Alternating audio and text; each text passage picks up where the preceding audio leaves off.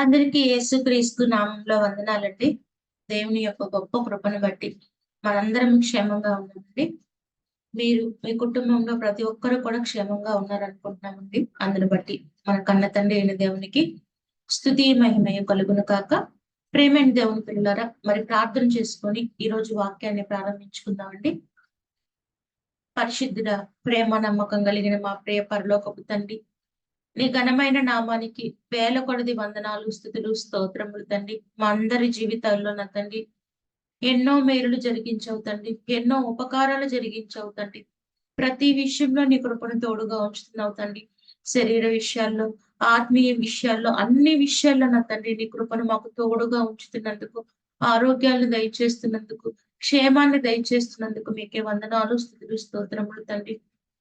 ఈ మాటలు వింటున్న ప్రతి బిడ్డని, ప్రతి కుటుంబాన్ని జ్ఞాపకం చేసుకోండి తండ్రి. భూ సంబంధమైన, పర సంబంధమైన ప్రతి ఆశీర్వాదాన్ని నీ బిడ్డలకు దయచేయండి తండ్రి. ఆత్మీయంగా దినదినము నా తండ్రి, నీ బిడ్డలు ఎదగటానికి నా తండ్రి సహాయం దయచేయండి తండ్రి. ఇప్పుడు నీ మాటలు మేము నా తండ్రి మాట్లాడుకుంటుండగా ఏ మాటలైతే మాకు అవసరమో నా తండ్రి, ఆ మాటలను ఈ రోజు మీరు మాతో మాట్లాడమని నా తండ్రి. మేము విన్న మాటలను నా తండ్రి విని విడిచిపెట్టే వారుగా కాకుండా నా తండ్రి, ఆ మాటల ప్రకారం నా తండ్రి మేమందరము నా తండ్రి జీవించేలాగా మీ కృపణ సహాయం దయచేయమని ఈ ప్రార్థనని మీ కుమారుడు మా రక్షకుడైన యేసుక్రీస్తు వారి నామంలో అడిగి వేడుకొనుచున్నాము తండ్రి, ఆమేన్. మంచిదండి. ప్రేమైన దేవుని పిల్లలారా, ఈ రోజు మనము శ్రమల వలన మేలులు అనే అంశాన్ని గురించి కొద్ది నిమిషాలు మాట్లాడుకుందామండి. శ్రమల వలన మేలులు.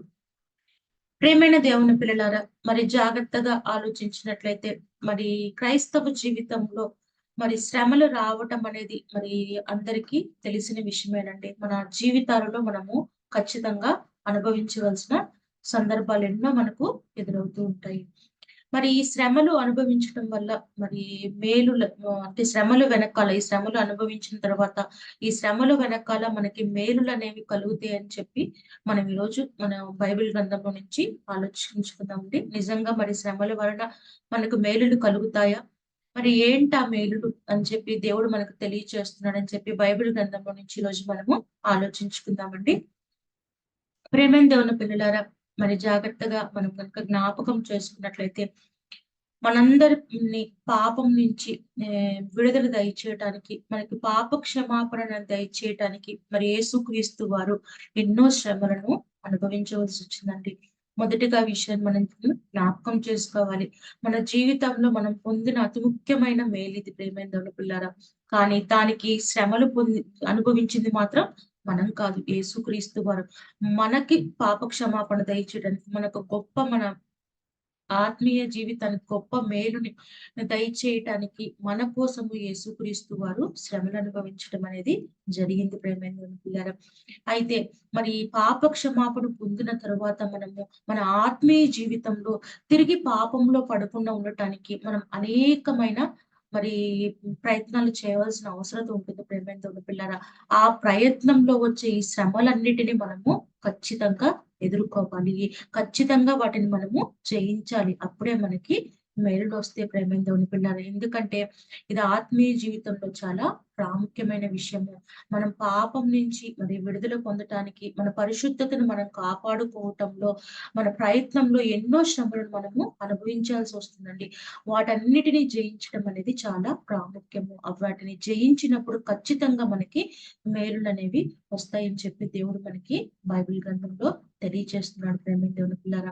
అవి కనుక మనం జ్ఞాపకం చేసుకున్నట్లయితే మరి నిజంగా మరి శ్రమల ద్వారా మేలులు వస్తాయా లేదా అనేది మొదటి వాక్యంగా మనం కనుక చూసుకున్నట్లయితే మరి దావీదు గారు మాట్లాడుతూ మనకు తెలియచేస్తున్నాడండి ఒక మాట. ఒకసారి కనుక మనం చూసుకున్నట్లయితే కీర్తనల గ్రంథము 119 అధ్యాయము 67 వచనము, 71 వచనం, ఈ రెండు వచనాలు చూసుకుందామండి. కీర్తనల గ్రంథము 119 అధ్యాయము 67, 71 వచనాలు చూసుకున్నట్టయితే 67 వచనంలో శ్రమలు కలుగక మునుపు నేను త్రోవ విడిచితిని. ఇప్పుడు నీ వాక్యమును అనుసరించ నడుచుకొనుచున్నాను. శ్రమలు కలగక మునుపంట మరి దావీదు గారు త్రోవ విడిచారంట. అంటే దేవుని మార్గంలోనే లేకుండా ఉన్నారంట. అయితే ఎప్పుడైతే శ్రమలు వచ్చినాయో వాటి ద్వారా దేవుని మాటలు అనుసరించి నడుచుకోవటం అంటే దేవుని మార్గంలో నడుచుకోవటం ఆయన నేర్చుకున్నారని చెప్పి ఇక్కడ దావీదు గారు మాట్లాడుచున్నాడు ప్రేమేంద్రులారా. అంటే శ్రమల ద్వారా మార్గం తప్పిపోయిన మనం దేవుని మార్గంలో నడవటానికి అవకాశం అనేది ఉంటుందని చెప్పి ఇక్కడ దావీదు గారు మాట్లాడుతున్నారు. ఇంకా చూస్తే 71వ వచనంలో నేను నీ కట్టడలను నేర్చుకున్నట్లు శ్రమ నొంది ఉండుట నాకు మేలాయను. శ్రమల వల్ల దేవుని యొక్క కట్టడలను, ఆయన ఆజ్ఞలను, ఆయన విధులను, ఆయన మార్గాలు మనకు తెలియచేస్తాయంట.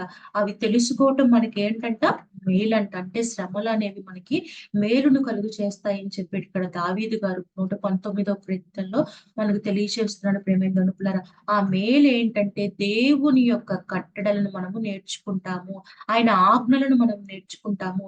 త్రోవ తప్పి ఆయన మార్గాన్ని విడిచిపోతున్న మనం తిరిగి ఆయన మార్గంలో నడుస్తాము అని చెప్పి దావీదు గారు మాట్లాడుతున్నారు. అలా నడవటం అనేది మన జీవితాలకు, మన ఆత్మకు చాలా మేలు కలుగుతుందని చెప్పి ఇక్కడ దావీదు గారు తెలియజేస్తున్నారు ప్రేమేంద్రులారా. ఇది మొట్టమొదటి మేలు. శ్రమల ద్వారా మనకు కలిగే మేలంటే దేవుని యొక్క విధులను, కట్టడలను మనం నేర్చుకొని ఆయన మార్గంలో మనం నడుచుకుంటూ వెళ్తాము.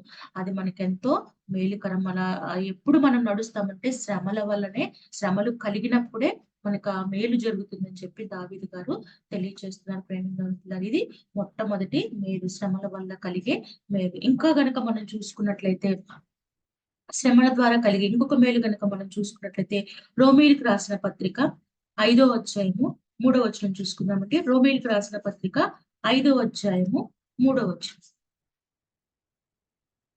అంతేకాదు శ్రమ ఓర్పును, ఓర్పు పరీక్షను, పరీక్ష నిరీక్షణను కలుగచేయునని ఎరిగి శ్రమల యందును అతిశయపడుదును.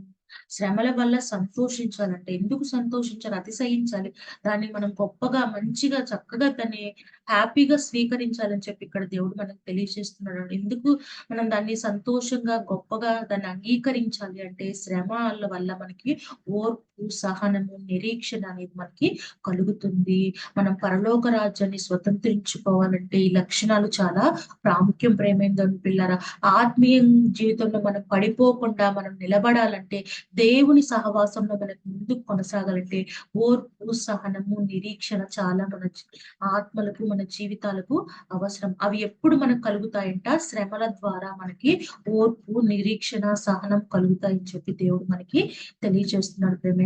ఇవి శ్రమల ద్వారా వచ్చే రెండో రకాలైన మేళ్ళు. మొదటగా మనం దేవుని యొక్క కట్టడలను, దేవుని యొక్క మార్గం తెలుసుకొని దేవుని మార్గంలో మనము నడవటానికి అనేవి శ్రమలు మనకి అవసరం. అలాగే శ్రమల ద్వారా మనం పొందే ఇంకొక మేలంటే ఓర్పు, సహనము, నిరీక్షణను మనము కలిగి ఉంటాం. ఇంకా గనుక మనం చూసుకున్నట్లయితే హెబ్రీయులకు రాసిన పత్రిక 5వ అధ్యాయం 8వ వచనాన్ని ఒకసారి చూసుకుందామండి. హెబ్రీయులకు రాసిన పత్రిక 5వ అధ్యాయం 8వ వచనంలో గనుక మనం చూసుకున్నట్లయితే ఆయన కుమారుడై ఉండియు తాను పొందిన శ్రమల వల్ల విధేయతను నేర్చుకొనుము. శ్రమల ద్వారా యేసుక్రీస్తు వారు ఏం నేర్చుకున్నారంట ప్రేమేంద్రులారా? విధేయతను నేర్చుకున్నారంటే శ్రమల ద్వారా మనకి ఏం వస్తుందంట? విధేయత వస్తుందంట. శ్రమల ద్వారానే యేసుక్రీస్తు వారు ఆయనే మరి విధేయత నేర్చుకున్నప్పుడు ఆయన మార్గంలో నడవలసిన మనము కూడా మనం విధేయతను కలిగి ఉండాలంటే మనము కూడా ఈ శ్రమలను కలిగి ఉండాలి. ఈ శ్రమలు మన జీవితంలో మనము ఎదుర్కొనటం వల్ల మనకేం వస్తుందంట? విధేయత అనేది వస్తుందని చెప్పి దేవుడు మనకు తెలియజేస్తున్నాడు ప్రేమేంద్రులారా. ఇప్పుడు మనం పొందుతున్న ఈ మేలు, శ్రమల ద్వారా మనం పొందుకుంటున్న ఈ మేలు కానీ, లక్షణాలన్నీ దేనికి మనకు ఉపయోగపడనంటే ఈ జీవితంలో మనం పరిశుద్ధతను కాపాడుకుంటూ, దేవుని సహవాసంలో కొనసాగుతూ, పరలోకానికి వెళ్ళవలసిన లక్షణాలన్నిటిని మనం ఈ శ్రమల ద్వారా పొందుకుంటాం. కాబట్టే శ్రమల వల్ల మనకి మేలులు కలుగుతాయని చెప్పి దేవుడు మనకి తెలియచేస్తున్నాడు ప్రేమేంద్రులారా. ఆయన మార్గంలో నడుస్తాము. త్రోవ తప్పకుండా ఆయన కట్టడం నేరుగా ఆయన మార్గంలో నడుస్తాము. ఓర్పు, సహనాన్ని, నిరీక్షణను మనం కలిగి ఉంటాము. అంతేకాదు విధేయతను మనము నేర్చుకుంటాం. ఇంకా గనుక మనం చూసుకున్నట్లయితే ఈ శ్రమల ద్వారా ఏం పొందుతామో మనం చూసుకున్నట్లయితే అపోస్తుల కార్యములు 7వ అధ్యాయము అపోస్తుల కార్యములు 7వ అధ్యాయము 55 వచనం ఒకసారి చదువుకుందామండి. 55, 56. అయితే అతడు పరిశుద్ధాత్మతో నిండుకొనిన వాడై ఆకాశం వైపు తేరి చూచి దేవుని మహిమను, యేసు దేవుని కుడిపార్శ్వమందు నిలిచియుండుట చూచి ఆకాశము తెరవబడుటయు మనుష్య కుమారుడు దేవుని కుడిపార్శ్వమందు నిలిచియుండుటయు చూచుచున్నారని చెప్పాను. ఇక్కడ గనక మనం చూసుకున్నట్లయితే మనందరికీ తెలుసండి, స్టెఫెన్ గారు మరి యొక్క మరణం మనము మరి ఎంతో శ్రమలతో కూడి మరి హతసాక్షిగా ఆయన మరణించడం అనేది జరిగింది. ఆ శ్రమల ద్వారా ఆయన పొందిన ఘనతని గనుక మనం చూసుకున్నట్లయితే మరి ఎవ్వరు పొందలేని గొప్ప భాగ్యాన్ని ఆయన ఇక్కడ ఘనతను ఆయన పొందినట్లు మనకు కనపడుతుంది. ఏం ఘనతను ఆయన ఈ స్టెఫెన్ గారు పొందారు ఇక్కడ మనం గనుక చూసుకున్నట్లయితే, ఆయన శ్రమ పొందే సమయంలో ఆకాశం తెరవబడుటయు, మనుష్య కుమారుడు దేవుని కుడి పార్శ్వంలో కూర్చున్నటయు మరి ఆయన చూచుచున్న అంటే అంతటి గొప్ప భాగ్యాన్ని, అంత గొప్ప ఘనతని మరి స్టెఫెన్ గారు పొందగలిగారంటే మరి ఎంత మరి భాగ్యమో మనము ఆలోచించాలి ప్రేమలో. అంత ఘనత ఆయనకి మనము ఆలోచించాలి. నిజంగా మరి అటువంటి భాగ్యాన్ని ఆయన పొందగలిగాడంటే, అంత ఘనతను ఆయన పొందగలిగాడంటే, యేసుక్రీస్తు వారు దేవుని కుడి పార్శ్వమున కూర్చున్నట్టు చూడగలిగే అంత ఘనతను, అంత గొప్ప భాగ్యాన్ని ఆయన పొందగలిగాడంటే కారణం ఆయన పొందిన శ్రమలు. ప్రేమిందేవుని పిల్లారంటే శ్రమల ద్వారా మనకేం కలుగుతుంది? ఘనత అనేది కలుగుతుంది. గొప్ప భాగ్యం అనేది కలుగుతుంది. ఇంకా చివరిగా మనకు చూసినట్లయితే శ్రమల ద్వారా మనం పొందే మేలుని ఏంటో గనక చివరిగా మనం చూసుకున్నట్లయితే, హెబ్రీయులకు రాసిన పత్రిక 12వ అధ్యాయము 8వ వచనాన్ని ఒకసారి చూసుకుందామండి. చివరిగా హెబ్రీయులకు రాసిన పత్రిక 12వ అధ్యాయము 8వ వచనంలో గనుక మనం చూసుకున్నట్లయితే, కుమారులైన వారందరూ శిక్షలో పాలు పొందుచున్నారు. మీరు పొందని ఎడల దుర్బీజులే కాని కుమారులు కాదు. కుమారులైన వాళ్ళందరూ శిక్షలో పాలు పొందుచున్నారు. శిక్ష లేదంటే, శ్రమ లేదు అంటే కుమారులనే కాదంట. అంటే మనము శ్రమలు పొందుతున్నాం, మనకి జీవితంలో మనం శ్రమలను ఎదుర్కొంటున్నాం, వాటిని ఎదిరించి మనం జయిస్తున్నామంటే మనము దేవుని కుమారులుగా పిలువబడతామని చెప్పి అర్థం. ప్రేమైన దేవుని పిల్లలు అంటే ఈ శ్రమల వల్ల మనం ఏమవుతాము? దేవుని కుమారులము అవుతాం. ప్రేమైన దేవుని పిల్ల ఇదే ముఖ్యమైన మరి గొప్ప మేలు. ప్రేమైన దేవుని పిల్లల శ్రమల ద్వారా వచ్చే గొప్ప మేలు ఇది. దేవుని కుమారులుగా పిలువబడటం, ఆయన పిల్లలుగా మనం మారటం అనేది ఎంతో గొప్ప మేలు. ప్రేమైన దేవుని పిల్లలు అటువంటి భాగ్యం అనేది దేని వల్ల కలుగుతుందంట? శ్రమల వల్ల కలుగుతుందని చెప్పి దేవుడు మనకు తెలియజేస్తున్నాడు. ప్రేమైన దేవుని పిల్లలు కాబట్టి ఈ రోజు మనం మాట్లాడుకున్నాం, శ్రమల ద్వారా మేలులు ఖచ్చితంగా మనకి వస్తాయి. మన జీవితంలో మరి బాప్తిస్మం తీసుకున్న తర్వాత మన జీవితంలో మన కలిగే శ్రమల ద్వారా మనం బాధపడవలసిన అవసరం అయితే లేదు. నాకే ఎందుకు ఇన్ని ఇబ్బందులు వస్తున్నాయి, నాకే ఎందుకు ఇన్ని కష్టాలు వస్తున్నాయి, దేవుణ్ణి ఎరిగాక బాప్తిస్మం తీసుకున్నాక నా శ్రమలు ఎక్కువైపోయి, నా ఇబ్బందులు ఎక్కువైపోయాయి అని చెప్పి మనం బాధపడవలసిన అవసరం లేదు. ఇందాక దేవుడు మనతో మాట్లాడినట్టు మనం అతిశయించాలంట. శ్రమల యందు మనం ఏం చేయాలంట? అతిశయించాలంట. ఎందుకంటే వాటి వల్ల మనం అనేకమైన మేలులను పొందుకుంటాం. కొద్ది కాలం మాత్రమే మనం శ్రమలు అనుభవిస్తామేమో కానీ వాటి తర్వాత వచ్చే మేలును మన అనుభవించే మేలును మన ఊహకు కూడా అందవు. ప్రియమైన దేవుని పిల్లారా, బలహీనుడుగా ఉన్న మనల్ని ఆయన బలవంతులుగా మారుస్తారు. మరి దీనులుగా ఉన్న మనల్ని ఆయన గొప్ప గొప్పవారిగా ఆయన మార్చే అవకాశం అనేది ఉంటుంది. పరలోకాన్ని స్వతంత్రించుకునే అవకాశం అనేది ఉంటుంది. దేవుని కుమారులుగా పిలువబడే అవకాశం అనేది ఉంటుంది. ఎప్పుడు ఇవన్నీ మన జీవితంలో మనము పొందగలుగుతామంటే, శ్రమలు మనము అనుభవించినప్పుడు, వాటిని జయించినప్పుడు. మనం మాట్లాడుకున్నట్లు అనేకమైన మేలులు మనము మాట్లాడుకొని ఉన్నాం. ప్రేమైన దేవుని పిల్లలు ఒక్కసారి వాటిని జ్ఞాపకం చేసుకున్నట్లయితే దేవుని యొక్క కట్టడలు మనకు తెలుస్తాయి. దేవుని మార్గంలో మనము నడుస్తాము. త్రోవ తప్పిన వారం కాకుండా ఆయన మార్గంలో మనం నడిచే వారంగా ఉంటాము. రెండవ మేలు చూసినట్లయితే శ్రమల ద్వారా ఓర్పు, సహనము, నిరీక్షణ మనము పొందుతాము. ఇంకా శ్రమల ద్వారా విధేయతను నేర్చుకుంటాము. అంతేకాదు శ్రమల ద్వారా మనకు గొప్ప ఘనత అనేది వస్తుంది. అంతేకాదు కానీ శ్రమల వల్ల మనము దేవుని కుమారులుగా పిలువబడతాం. ప్రేమైన ఇవన్నీ శ్రమల ద్వారా మనము పొందే మేలు. కాబట్టి వీటన్నిటిని రోజు జ్ఞాపకం చేసుకునే వారిగా మన జీవితంలో, మన ఆత్మీయ జీవితంలో ఎన్ని శ్రమలు వచ్చినా వాటిని మనం అతిశయపడే వారంగా ఉండాలి. కానీ వాటిని గురించి మనం బాధపడే వారిగా, కృంగిపోయే వారిగా, ఆత్మీయంగా మనము పడిపోయే వరంగా ఉండకూడదు ప్రేమైన దేవుని పిల్లరా. ఆ శ్రమల సమయంలో వాటి తర్వాత వచ్చే మేలులు మనం జ్ఞాపకం చేసుకోవాలి. ఈ వాక్యాలను మనం జ్ఞాపకం చేసుకుంటూ, ఈ శ్రమ తర్వాత దేవుడు నాకెంతో మేలు దయచేయబోతున్నాడు.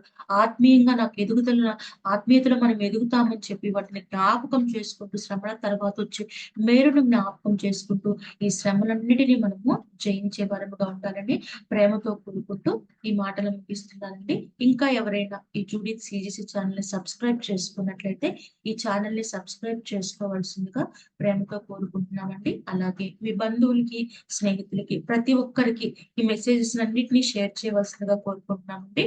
అందరికీ వందనాలు.